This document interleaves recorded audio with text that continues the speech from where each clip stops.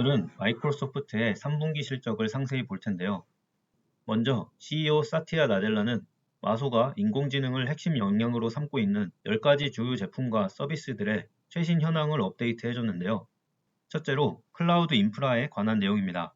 마소의 클라우드 서비스명인 애저는 다양한 기업 고객들이 지속적으로 클라우드를 이전함에 따라 성장하고 있고 시장 점유율도 계속해서 확대하고 있습니다. 애저의 성공 배경 중 하나는 오라클의 데이터베이스 서비스를 제공하는 유일한 클라우드 업체라는 건데요.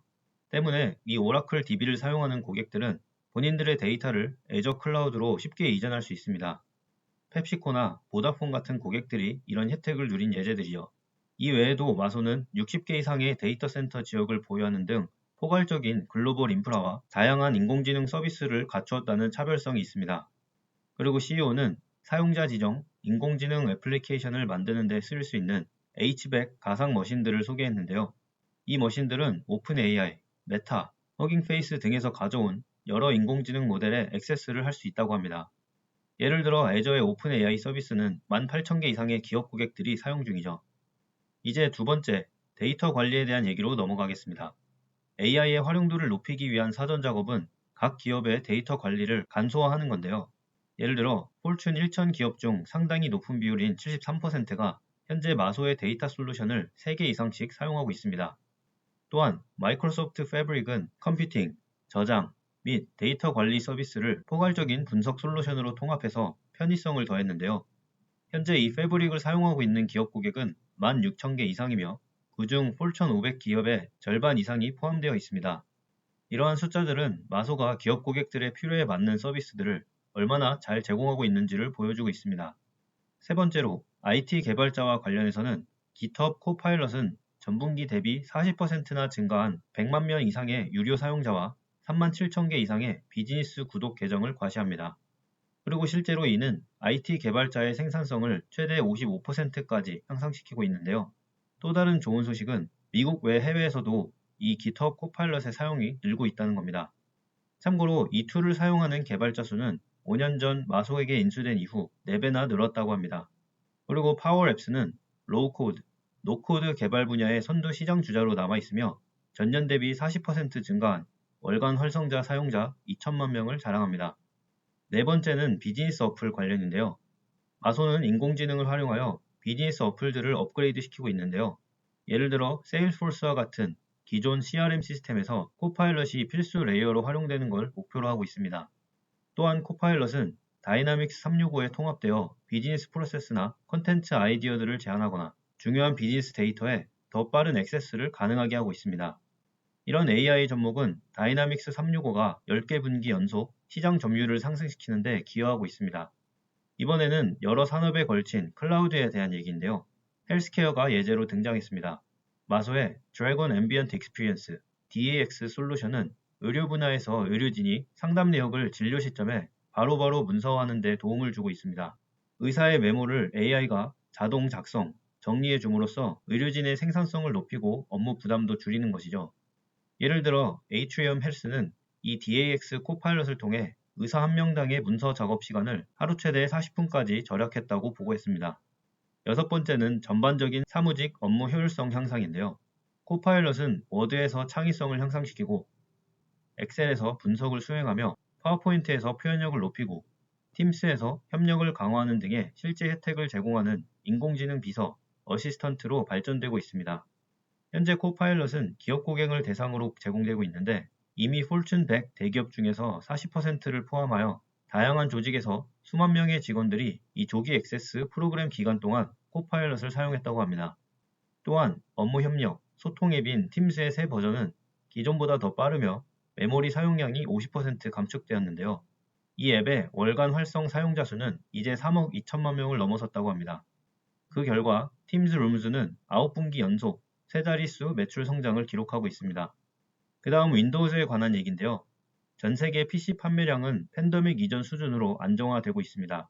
그리고 윈도우즈 11에는 클립챔프, 페인트 및 포토와 같은 앱들의 인공지능 기반 개선 사항을 포함해서 150개의 새로운 기능이 포함된 중요한 업데이트가 이루어졌습니다. 이제 코파일럿은 윈도우 사용자의 앱 활동 및 PC 사용 패턴을 기반으로 사용자의 상황과 필요를 인식하기 시작했습니다. 마소의 비즈니스 중심인 SNS, 링크드인은 인공지능을 활용해서 9억 8,500만 명에 달하는 사용자들의 경험을 변화시키고 있는데요. 예를 들어 다양한 회사들은 채용 담당자를 위한 AI 지원 메시지를 도입해서 관련 업무 시간을 4분의 3 절약했으며 인공지능 관련 학습 과정을 수강하는 회원들로 무려 80%나 증가했습니다. 마소 플랫폼은 전 세계적으로 전년 대비 3배 증가한 4억 5천만 건이 넘는 뉴스레터 구독을 제공했고 링크드인 프리미엄 구독자의 수는 전년 대비 55% 증가하는 탄탄한 성장을 이루고 있습니다. 검색, 광고 및 뉴스 관련해서는 구글의 경쟁 서비스인 빙 사용자들은 총 19억 건 이상의 채팅을 참여했으며 마이크로소프트 엣지는 10분기 연속으로 시장 점유율을 확대했습니다. 그리고 검색에서 개인화된 답변, 그리고 달리3의 AI 툴 도입으로 점점 더 관련성 높은 답변과 현실적인 이미지의 생성을 제공하고 있는데요. 또한 빙을 페이스북 메타의 인공지능 채팅 경험으로 확장해서 최신 정보와 실시간 검색 서비스를 제공하고 있습니다. 마지막으로 게이밍 사업부 관련해서 마소는 최근 액티비전 블리자드 인수를 완료했는데요. 덕분에 캔디 크러쉬, 디아블로, 헤일로, 워크래프트 및 기어즈 오브 워를 포함한 130억 달러 규모의 프랜차이즈를 포함하는 마소의 컨텐츠 포트폴리오에 깊이가 더해졌습니다. 또한 마소의 게임 구독 서비스인 게임 패스는 이번 3분기에 구독자당 플레이 시간 신기록을 세웠다고 합니다. 이 발표를 마치며 CEO 나델라는 몇 주 후에 열리는 이그나이 컨퍼런스에서 흥미로운 인공지능 혁신을 포함해서 100개 이상의 새로운 제품과 기능을 선보일 것임을 얘기했는데요. 10가지나 되는 오늘 업데이트에서도 보였지만 AI를 매우 적극적으로 그리고 최대한 폭넓게 사용하고자 하는 마소의 진취적인 태도가 돋보이는 발표였습니다. 이제 회사의 재무 성적표를 보겠습니다. 먼저 3분기의 총 매출은 565억 달러로 전년 동기 대비 12% 증가했습니다. 이 매출을 더 세부적으로 보겠는데요. 마소는 3가지 방법으로 매출을 나누어 주죠.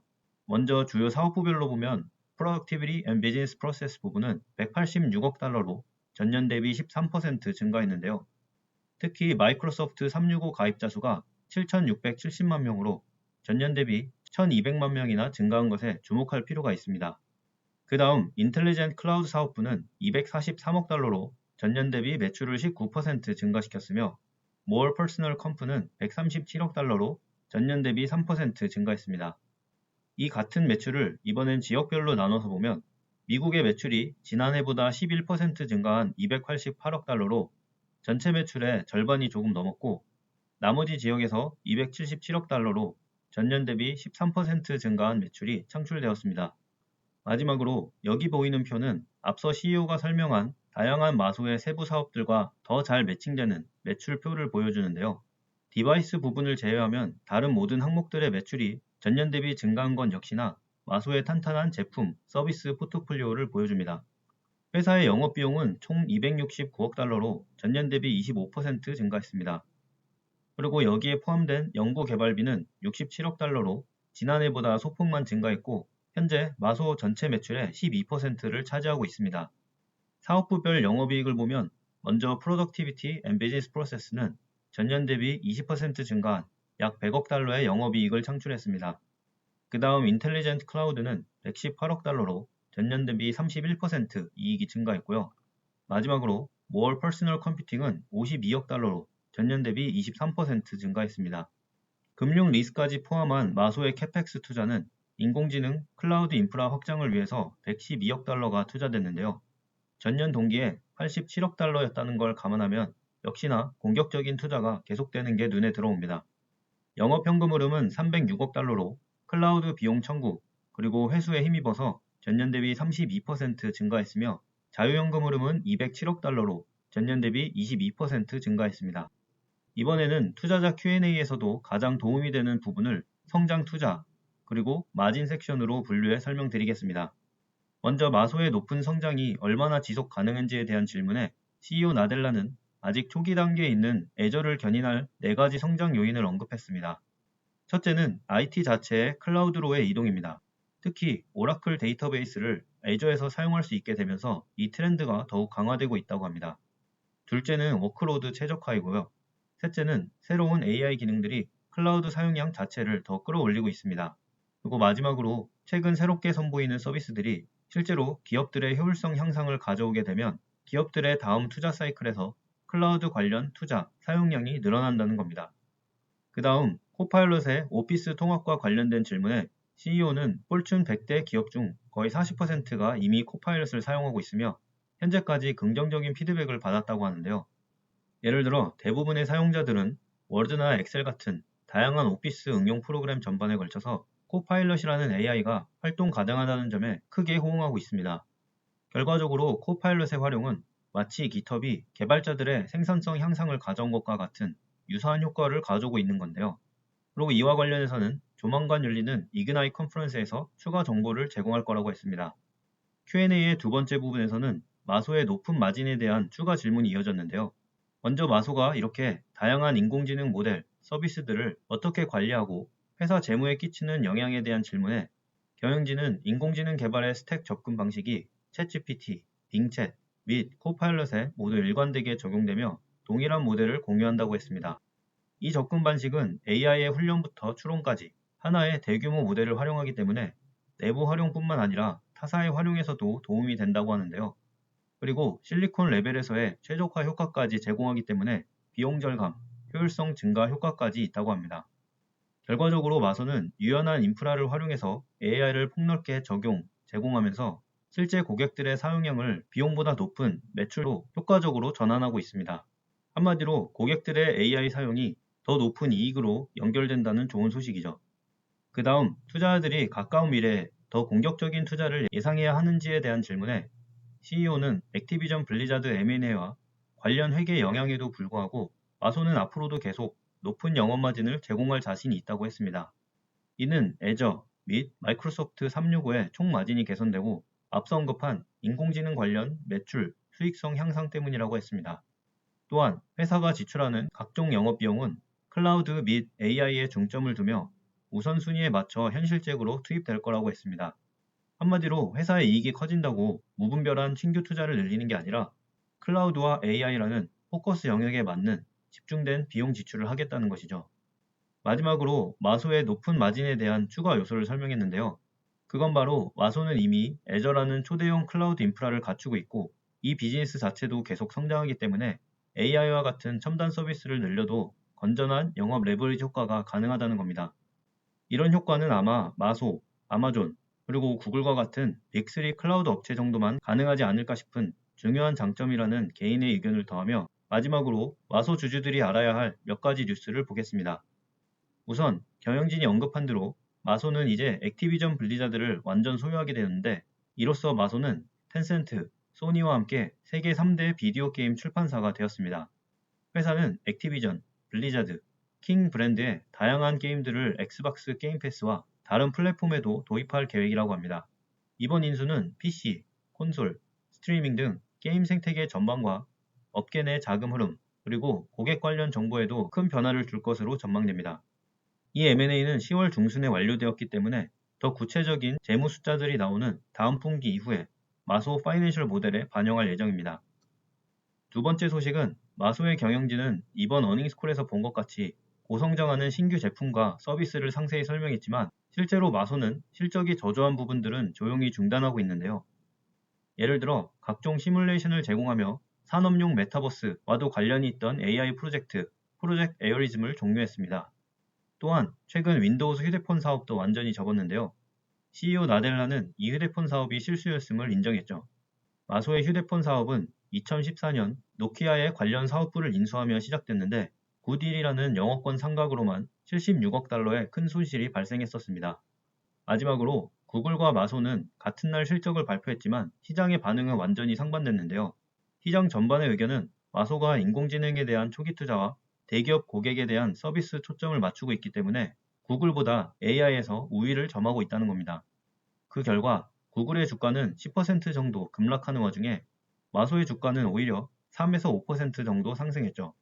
그러나 일부 분석가들은 구글이 제미나이라는 신규 AI 모델을 출시하면서 판도가 다시 바뀔 수 있다고 전망했는데요. 오늘 마소 영상에 이어서 다음에는 구글 컨콜에서 정확히 어떤 내용이 발표되었는지를 볼 텐데 시장이 흔들리지 않는 독립적인 판단에 도움이 될 것 같습니다. 오늘도 공부하느라 수고하셨고 이 영상이 도움되었다면 구독과 좋아요 부탁드립니다. 감사합니다.